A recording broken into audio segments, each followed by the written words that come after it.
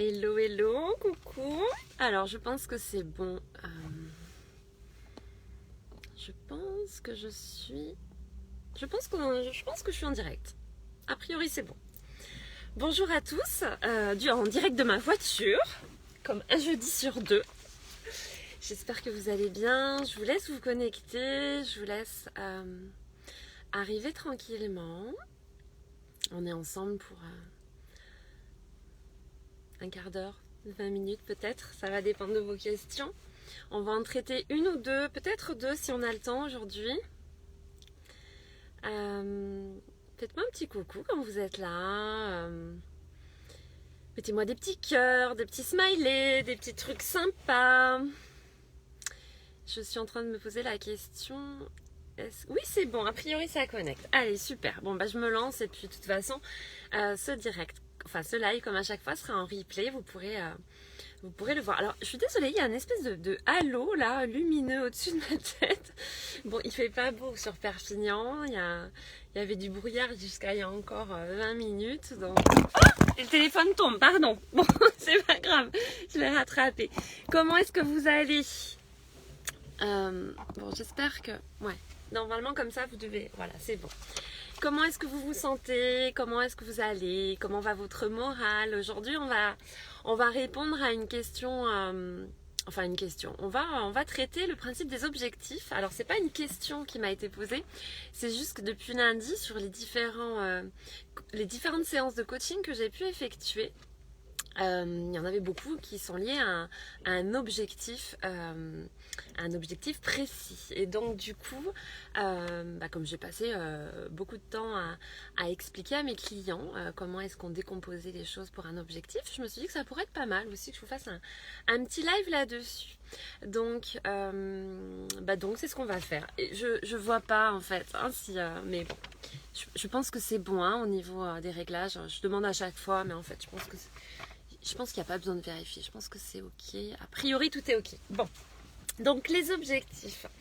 Quand vous avez un objectif en particulier, quel qu'il soit, que ce soit une perte de poids, que ce soit une augmentation de votre chiffre d'affaires, que ce soit n'importe quel objectif, le fait de faire plus de sport ou autre, il est toujours très important déjà de bien déterminer cet objectif et que cet objectif soit le plus précis possible. Alors il y a une méthode qu'on appelle la méthode SMART que je ne vais pas forcément détailler là, parce que l'intérêt c'est que vous puissiez avoir des outils là rapidement, mais je vous invite éventuellement à aller voir ce que c'est que cette méthode. Ça résume en fait, grâce à cet acronyme SMART, SMART,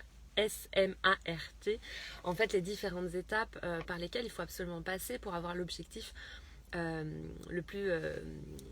qui soit le plus facilement atteignable. Ah coucou, ça y est, je vous vois vous connecter. Bonjour Babette, bonjour Stéphane, bonjour Pauline, bonjour Michel, bonjour à tous et bonjour à ceux que je ne vais pas forcément voir défiler au fur et à mesure. Donc la première chose à faire sur cet objectif, c'est de le déterminer le plus précisément possible. Par exemple, se dire qu'on veut perdre du poids, c'est pas un objectif qui est précis. Par contre, se dire qu'on veut perdre 8 kilos, ça, c'est précis. Pour qu'un objectif il soit atteignable, il faut qu'il soit mesurable. Il faut qu'on puisse se dire que là, par exemple, on en est à la moitié de l'atteinte de cet objectif. Par exemple, si vous vous dites que vous voulez augmenter votre chiffre d'affaires, que vous voulez gagner plus d'argent, par exemple, même sans le principe d'augmenter votre chiffre d'affaires, si vous n'êtes pas entrepreneur, vous voulez gagner plus d'argent, ça veut dire quoi ? Ça veut dire gagner 30 € de plus par mois, ça veut dire gagner 500 €, 2000 € de plus par mois. En fait, il est très important de vraiment préciser cet objectif le plus possible. Donc encore une fois, je veux perdre 8 kilos, etc. etc. Donc interrogez-vous sur le fait que cet objectif soit le plus précis possible. Ensuite, donnez-vous une date limite.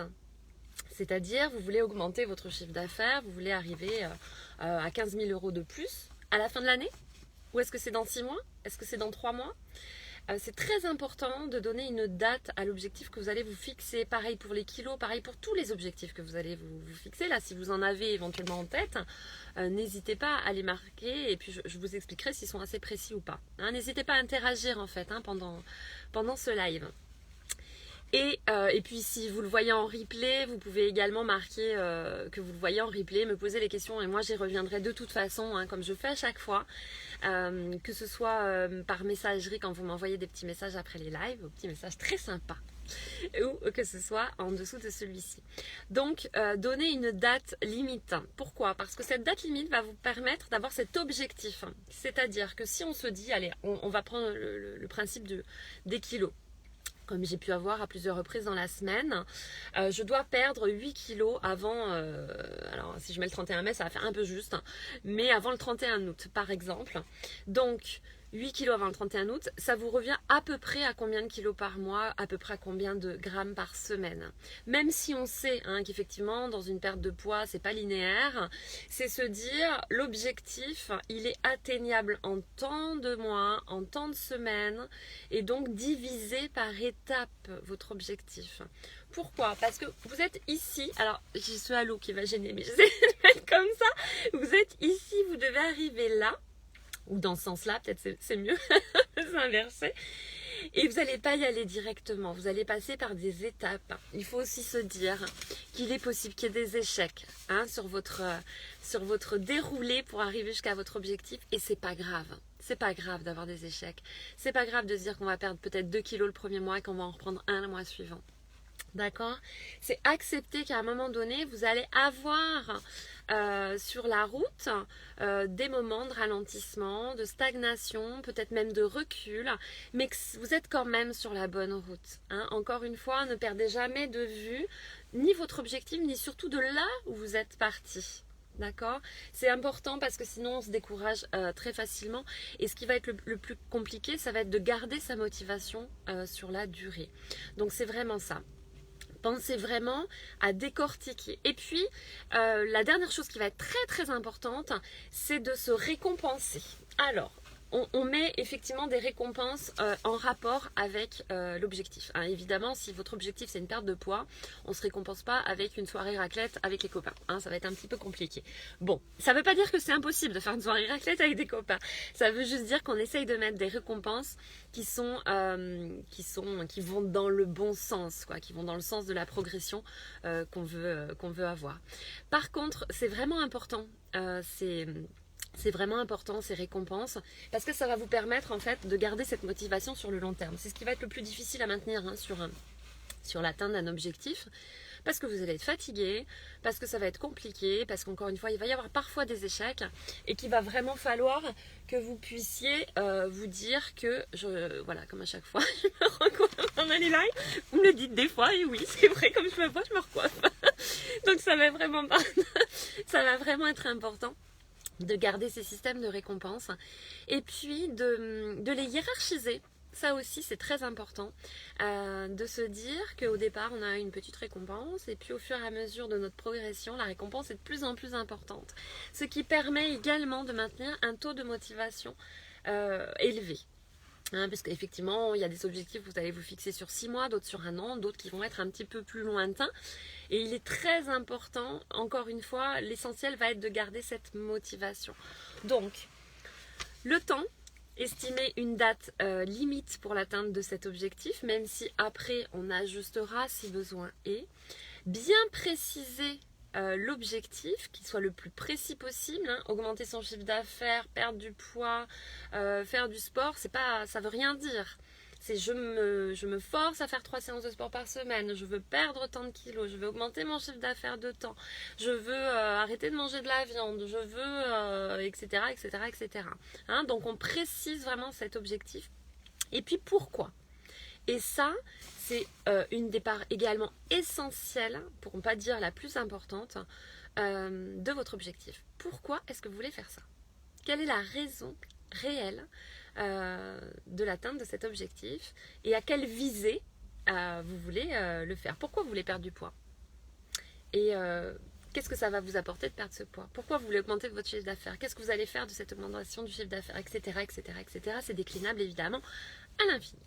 Donc voilà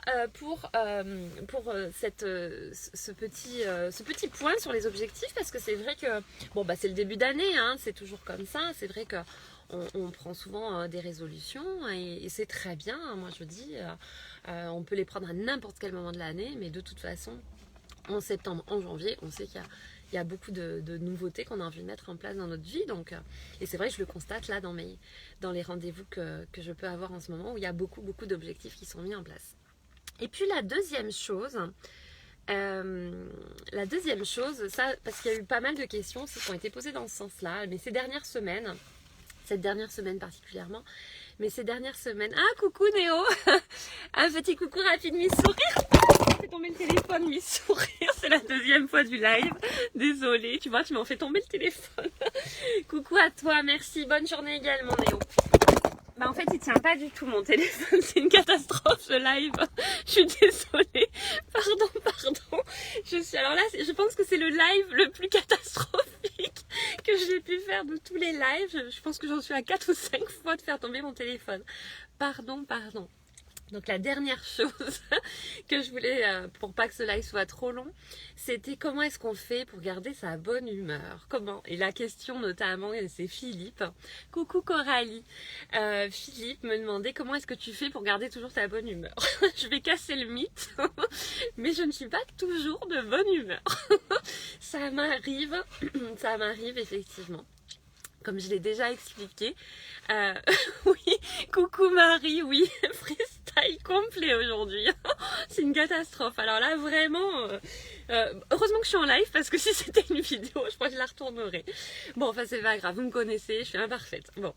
Et donc, comment est-ce qu'on fait pour rester toujours de bonne humeur? Donc, je disais, non, je suis pas toujours de bonne humeur. Ça m'arrive d'être triste, je vous l'ai déjà expliqué.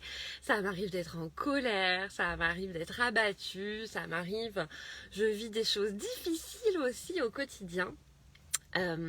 Mais encore une fois, à partir du moment, en fait, c'est un acte de volonté. C'est refuser de se laisser abattre, refuser de se laisser submerger. Alors encore une fois, je ne juge pas, ça n'est absolument pas facile. D'accord, de garder, de rester positif suivant ce qu'on vit. Il faut juste savoir que plus on va s'enfermer dans une spirale négative, imperfection, oui c'est ça, parfaite je sais pas, mais imparfaite ça c'est sûr. Merci Coralie. Plus on va s'enfermer dans une spirale négative, c'est une question de taux vibratoire aussi, hein, j'en ai déjà parlé à plusieurs reprises. Et puis c'est un cercle, ce qu'on appelle le cercle vicieux, c'est que du coup on va attirer des choses négatives. Et puis en plus, indépendamment de l'aspect vibratoire et de toute cette partie-là, c'est que notre cerveau, puisqu'on va l'amener à s'enfermer dans une spirale négative, il va se concentrer sur tout ce qu'il y a de négatif et il ne va même plus voir les petites choses positives qu'il peut avoir autour de lui. Donc, comment je fais pour rester positive? Donc, j'ai répondu à cette question. Je ne suis pas toujours positive, mais c'est vrai que je le suis allée au maximum du temps. Je ne vais pas donner un pourcentage, j'en sais rien, mais j'essaye de l'être un maximum de temps. Puis vous imaginez si je faisais des lives en faisant la gueule, ce serait un peu compliqué. Je suis là pour vous booster. Je vous accompagne maintenant depuis des années pour la réalisation de vos objectifs, pour être heureux. Si je faisais des lives quand je suis au fond du seau, ce serait pas génial. Alors encore une fois, c'est ne pas y rester. Ça m'arrive d'être triste, je m'octroie quelques minutes, je m'octroie 1 heure au besoin, et puis c'est tout. Puis à un moment donné, je mets en place des actions pour sortir de cet état de tristesse. Ça m'arrive d'être en colère, ça m'arrive d'être abattue, je fais exactement la même chose. C'est-à-dire je m'autorise cette émotion, je l'accueille, j'essaye de comprendre ce qui se passe, je décortique, j'analyse tout ça, mais je refuse de rentrer dans un schéma qui va rester.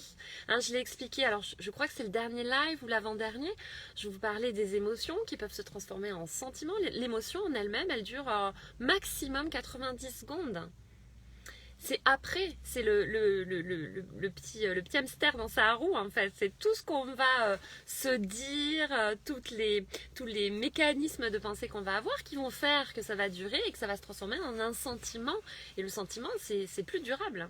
Et c'est là où effectivement on va s'enfermer dans un état de morosité, de mauvaise humeur, de tristesse, etc. Mais si on refuse, si on prend cet acte de volonté à se dire non mais moi je veux pas, Non, non. Moi, je comprends, là, je suis en train de vivre quelque chose de difficile. C'est dur. Je refuse pas de le vivre. Je l'accepte, il est là, je l'accueille, il n'y a aucun problème. Je le laisse me traverser, mais je refuse de m'y enfermer et je refuse de passer ma journée là-dedans. Hein, grosso modo, on a 30 000 jours quand on est. Si on part du principe qu'on va mourir à 80 et quelques années, on a 30 000 jours qui nous sont offerts. Et moi, de ce décompte, je refuse de gâcher une journée entière pour quelque chose qui sans doute sera oublié dans 1 an, 2 ans, 5 ans, 10 ans. Voilà. Encore une fois, on est tous soumis à des événements qui vont être sympas et puis d'autres qui vont l'être beaucoup moins. Et c'est ok. On l'accueille et qu'est-ce qu'on fait pour s'en sortir, hein? Encore une fois, c'est faire pleinement acte de volonté et avoir ce désir d'une part de ne pas se laisser enfermer dans cette émotion négative et d'autre part de mettre en place des actions qui vont nous permettre de rajouter un petit peu plus de fun dans notre vie parce que c'est pas tous les jours facile et c'est pas tous les jours facile même pour Miss Sourire Néo ou pour d'autres. Coralie, on peut vivre jusqu'à 110 ans et très très bien, surtout pour notre génération. Oui. Bon, mais on va partir encore sur la moyenne qui est aujourd'hui actée, où je crois que c'est 82,6 ans pour les femmes et 78, enfin c'est un truc comme ça, j'ai pas les chiffres exacts en tête, mais encore aujourd'hui l'espérance de vie estimée à ce jour, elle est... Mais tu as raison, hein, effectivement, notre génération et puis les générations futures, on repousse les limites et effectivement, d'autant plus quand on fait attention à son alimentation, à son hygiène de vie. Alors, effectivement, tu vas me permettre de prendre un petit raccourci parce que moi, effectivement, je ne vais pas vous donner... je ne suis absolument pas parfaite en hygiène de vie, je ne suis pas parfaite en alimentation non plus. Par contre, je fais quand même attention. Je ne suis pas parfaite, loin de là. Moi, j'aime faire des apéros avec mes amis, j'aime m'amuser, j'aime sortir tard. Je dors pas forcément toujours très très bien. Mais au maximum, j'essaye de faire attention. Pourquoi? Parce que là aussi, en rapport avec cette question, voilà, comment est-ce qu'on fait pour garder sa joie de vivre et sa bonne humeur, il est important d'avoir une bonne hygiène de vie, notamment de bien dormir. Donc c'est vrai que moi je suis insomniaque, vous le savez, je le répète parfois pendant mes lives. C'est pas grave, parfois je m'octroie 20 minutes de sieste dans la journée, ça me permet de récupérer. Essayer de bien manger aussi dans la mesure du possible. J'aime faire des apéros avec mes amis, j'aime faire la fête, j'aime beaucoup les raclettes, j'aime beaucoup les trucs comme ça. Mais le reste du temps, je fais attention et voilà. Il faut vous dire que pour aller loin, il faut préserver ses énergies. Ces énergies, elles passent aussi par un cadre de vie et notamment par une alimentation, un sommeil, la respiration, le sport, la façon dont vous allez prendre soin de votre corps. Mais ça, tu peux peut-être nous en parler un peu plus que moi, Coralie. En tout cas, dans le programme sur le bonheur, effectivement, il y a un axe sur l'hygiène de vie et sur les énergies, le fait de préserver ses énergies, parce qu'on est bien d'accord que quand on a dormi 2 heures dans la nuit, que nos enfants nous ont réveillés ou qu'il y a X ou X soucis, c'est très compliqué d'être de bonne humeur sur une journée entière. Hein. Mais ça s'apprend. Hein, encore une fois, comme je vous explique, c'est pas, il y a des gens qui sont prédisposés à ça ou pas, ça s'apprend. C'est vraiment une dynamique et une routine à mettre en place, des exercices à mettre en place qui au début vont demander un petit peu effectivement de travail, d'organisation, puis après ça se fait naturellement, quoi. Encore une fois, une mauvaise nouvelle m'impacte comme tout le monde, me rend triste, m'énerve, voilà, bien sûr, mais là où effectivement avant, il y a des années en arrière, je pouvais passer une journée à me ronger pour quelque chose, aujourd'hui, hop, j'analyse et je mets en place des choses qui vont me permettre de sortir de cet état de morosité, de tristesse, de colère, d'abattement, etc., etc. Donc tout ça, ça s'apprend. Voilà. Vous m'avez également posé, vous êtes nombreux à avoir posé des questions sur le programme. Je n'ai pas encore répondu à tout le monde. Je vais republier de toute façon ce programme. Il n'y a pas de date limite, ce programme. De toute façon, il va rester parce que il fonctionne pas trop mal et que de toute façon, il répond à un besoin. Ça, c'est une certitude. Hein. Donc, il va rester. Il y a aucune urgence. Prenez le temps qu'il faut. Posez-moi les questions qu'il faut. De toute façon, j'y répondrai au fur et à mesure. C'est juste que je suis pas Je suis désolée, je ne suis pas très à jour dans mes réponses parce que cette semaine est un petit peu chargée, comme la semaine dernière l'été, comme la semaine prochaine va l'être aussi. Mais je vous réponds, c'est promis. J'aime beaucoup, encore une fois, je l'ai dit la dernière fois, j'aime beaucoup ces interactions qu'on peut avoir les uns avec les autres. Je prends beaucoup de plaisir à vous répondre en privé. Donc n'hésitez pas. Bon, évidemment, là je vais pas parler de tout ce qu'il y a parce que sinon on va rester 3 heures et que dans 5 minutes mon fils va me rejoindre dans la voiture, il aura fini sa séance d'orthophonie.